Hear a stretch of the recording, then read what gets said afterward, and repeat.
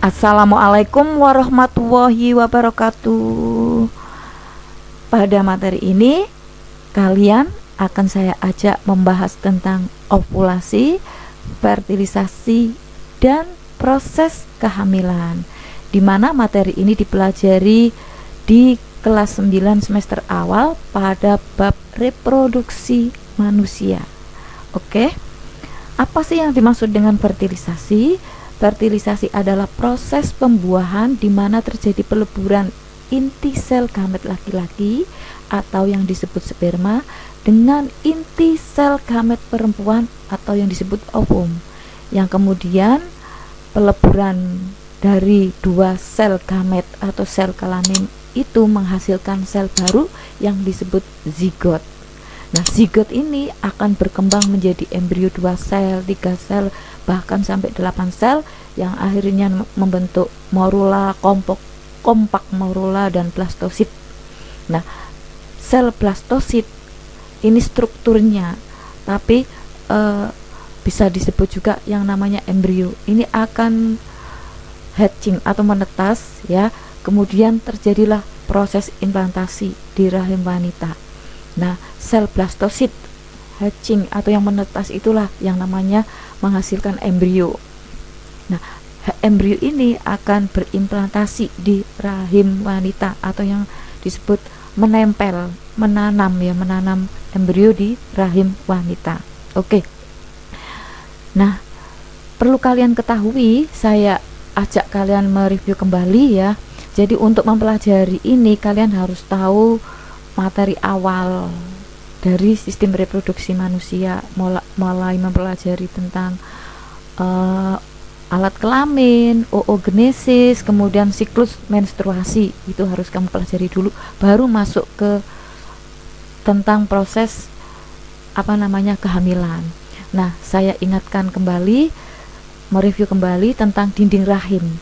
Dinding rahim ini yang sudah menebal semasa menjelang haid ini akan bersiap untuk melindungi dan menyuplai nutrisi kepada embrio yang setelah ditanam itu tadi.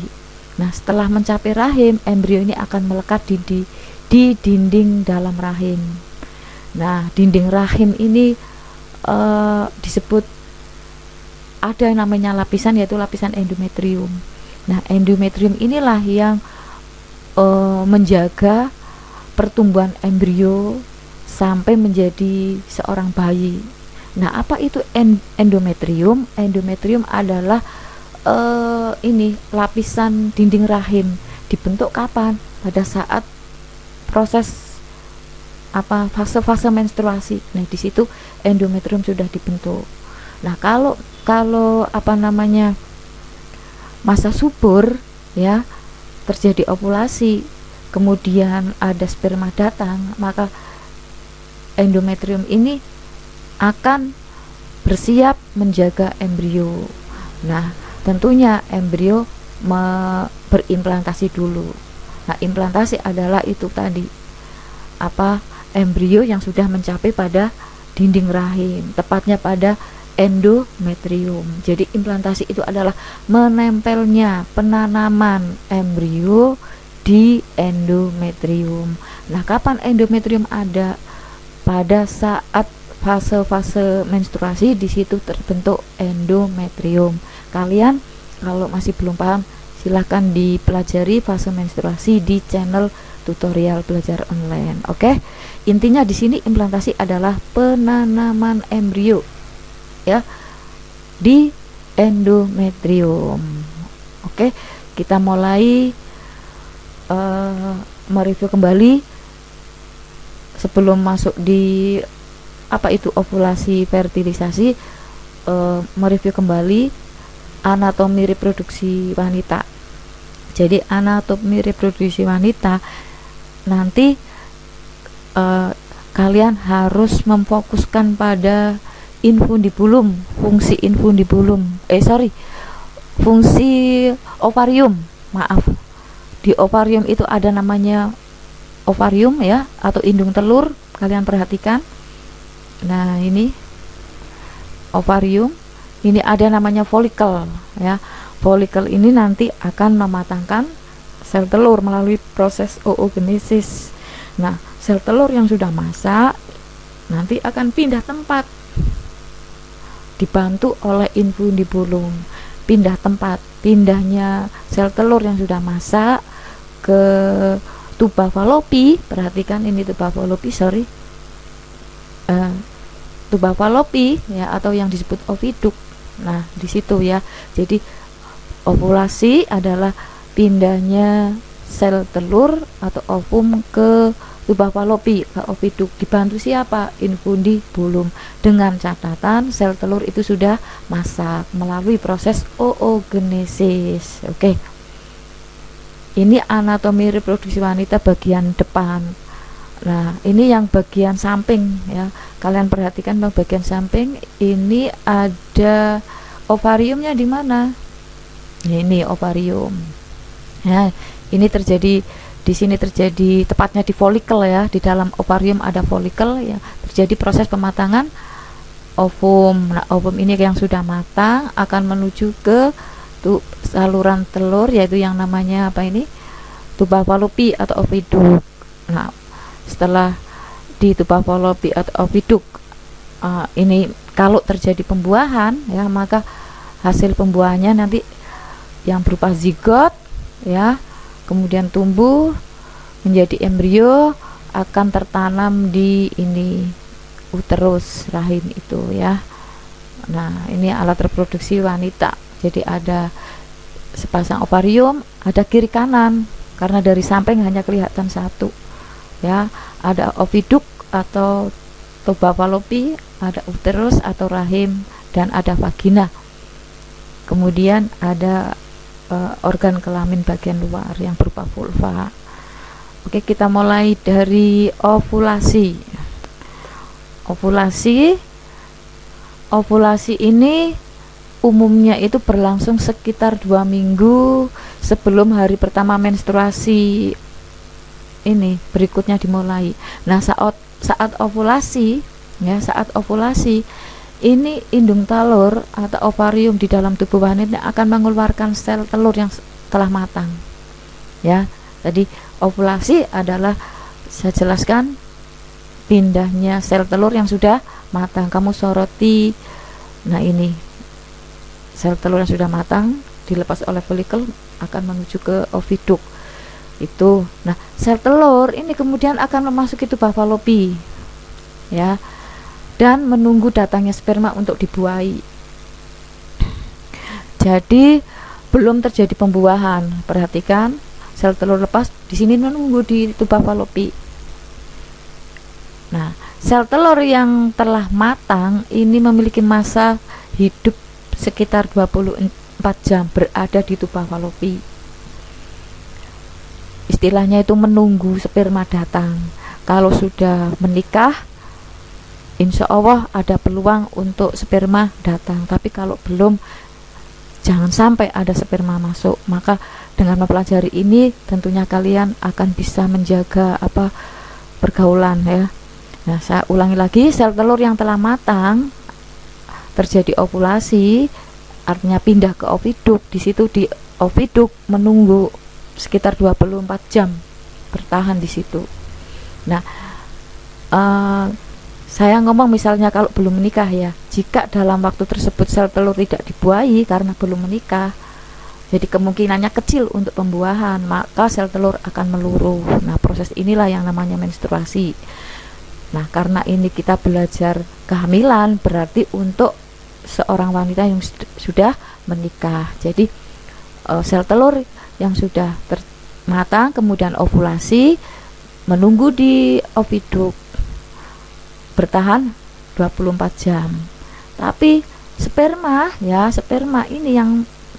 ini bisa bertahan lebih lama di tubuh wanita, sampai 5 hari gitu ya, untuk usia sperma pada di tubuh wanita.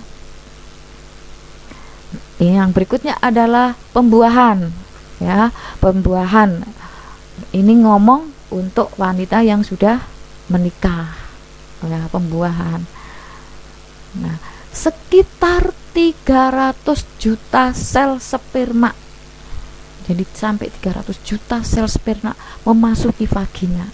Akan tetapi hanya ratusan sel sperma yang akan masuk mencapai tuba falopi, yaitu di lokasi di mana sel telur berada, yaitu di mana tadi? Di oviduk. Ya, jadi di oviduk disitulah terjadi pertemuan antara sel telur dengan sperma. Dari ratusan sperma tersebut hanya ada satu sperma yang berhasil bertemu dengan sel telur. Setelah itu sel telur dan sperma bertemu, proses pembuahan terjadi. Ya. Setelah salah satu sperma berhasil menembus sel telur, perhatikan di gambar fertilisasi, maka sel telur akan berubah bentuk dan membentuk lapisan sehingga sperma lain tidak bisa menembus masuk ke sel telur atau ovum. Inilah yang disebut proses pembuahan dan akan berlanjut menjadi proses kehamilan. Oke, kita masuk yang berikutnya adalah kehamilan awal. Kehamilan awal dalam waktu 24 jam setelah pembuahan terjadi, setelah fertilisasi terjadi, sel telur ini akan berubah menjadi zigot. Perhatikan di gambar zigot ini kemudian akan berkembang menjadi embrio, atau ini tepatnya, nah ini, atau bakal janin, dan menempel di dinding rahim. Ini dalam waktu 5-10 hari setelah pembuahan, atau yang disebut implantasi, penanaman embrio di dinding rahim, atau tepatnya di endometrium. Nah, setelah terjadi implantasi, kantong ketuban dan plasenta yang menjadi sumber janin nutrisi janin ya, ini akan terbentuk. Plasenta ini juga akan mulai melepaskan hormon kehamilan yang namanya HCG yang bisa dideteksi melalui tes urin. Nah, pada tahap ini wanita ini biasanya wanita sudah memasuki masa hamil. Ini biasanya akan terasa mual. Kemudian ada perubahan ukuran dari payudara, perubahan rasa di payudara oleh ibu hamil. Itu kehamilan awal. Nah, awal kehamilan sampai 6 minggu apa yang terjadi? Terbentuk plasenta ya, itu tadi sudah saya sebutkan, terbentuk plasenta dan tali pusat sebagai penghubung antara embrio dengan ibunya. Tujuannya apa? Supaya untuk memperoleh nutrisi dan gas oksigen, membantu proses metabolisme tubuh. Kemudian embrio dikelilingi oleh cairan amnion untuk melindungi dari bahaya dan benturan. Usia 4 minggu embrio mulai membentuk mata, tangan, dan kaki. Usia 6 minggu embrio berukuran sudah mulai besar, 1,5 cm, otak, mata, telinga, dan jantung sudah berkembang. Tangan dan kaki beserta jari-jarinya mulai terbentuk. Usia kehamilan 8 minggu, embrio sudah memiliki organ lengkap. Embrio berubah menjadi yang namanya janin atau yang disebut fetus. Ini gambarnya. Nah, ini rekapan gambar mulai dari usia 1-3 bulan, 4-7 bulan, 8-9 bulan. Jadi semakin dari hari ke hari, minggu ke minggu, bulan ke bulan semakin lengkap dan semakin sempurna untuk siap keluar dari rahim ibu. Kalian sebelum mempelajari materi kehamilan sampai usia 9 bulan ya, saya ingatkan kembali tentang kelenjar pituitari karena ini ada hubungannya dengan proses kelahiran. Kelenjar pituitari, kalian perhatikan yang warna merah. Apa sih kelenjar pituitari? Kelenjar pituitari atau yang disebut hipofisis, perhatikan itu ada dekat bagian hipotalamus. Ya, apa itu hipotalamus? Hipotalamus adalah bagian dari otak yang mengeluarkan bahan kimiawi berupa hormon yang dibutuhkan tubuh untuk membantu mengendalikan organ dan sel-sel tubuh. Fungsi hipotalamus yang paling utama adalah homeostatis, artinya apa? Memastikan dan mempertahankan semua sistem tubuh itu berjalan stabil.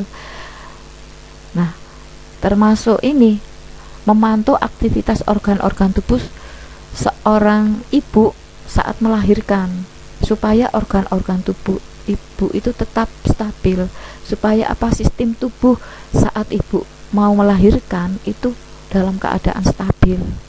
Melalui apa? Melalui ini, hipotalamus itu memantau kelenjar pituitari untuk memproduksi hormon oksitosin. Nah, untuk apa sih hormon oksitosin? Nah, ini setelah usia kehamilan mencapai kira-kira 9 bulan 10 hari, saat bayi siap dilahirkan, hormon oksitori tadi ya, yang dihasilkan oleh kelenjar pituitari ini akan menstimulasi kontraksi. Nah, merangsang menstimulasi kontraksi ini, maksudnya adalah kontraksi ini di sini adalah merangsang posisi kepala bayi untuk mengarah ke serviks atau jalan keluar, jalan lahir. Nah, di sini nanti ada di dalam rahim ibu itu ada gaya ya, yang namanya gesek dan gaya dorong.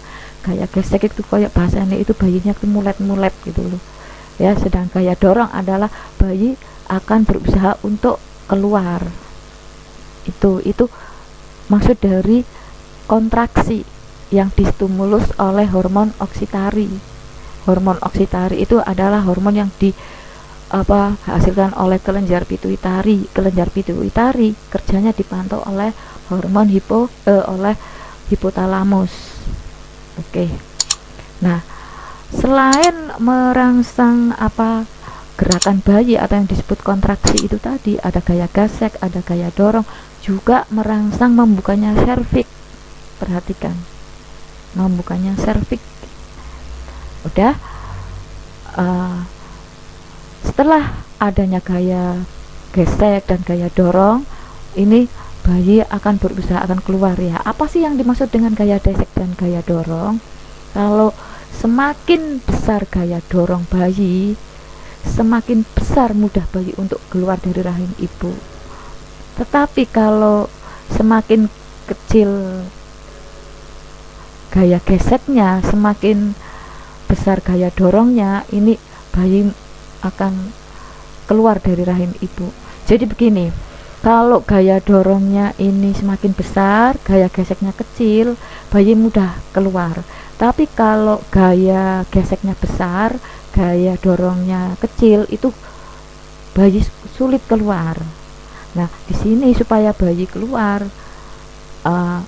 gaya dorong bayi ini harus semakin besar.